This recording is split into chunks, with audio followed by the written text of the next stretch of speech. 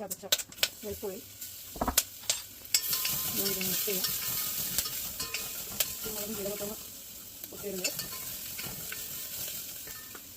ഇതിൽ കുറച്ച് കട്ട് ചെയ്ത ഒന്നിയൻ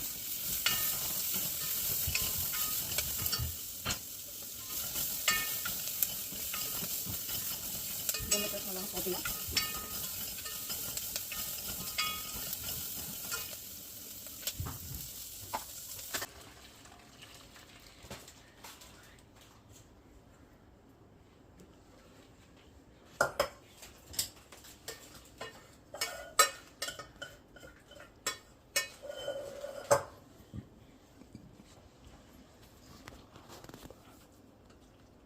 ഇതിപ്പോൾ നല്ലപോലെ അരിച്ചെടുത്തു.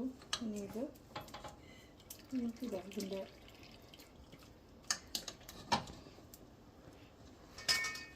ഇനി ഇതൊന്ന് തണിഞ്ഞിട്ട് നമ്മളിത് അരച്ചെടുക്കും.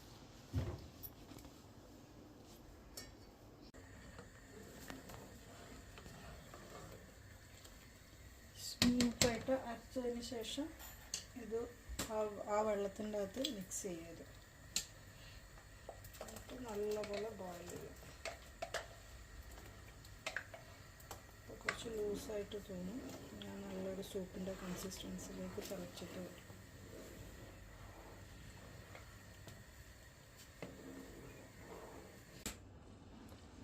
അങ്ങനെ നമ്മുടെ പംകിൻ ബ്രൊക്കോളി സൂപ്പ് റെഡിയായി. ഞാനിത് സെർവ് ചെയ്യാൻ പോവാണ്.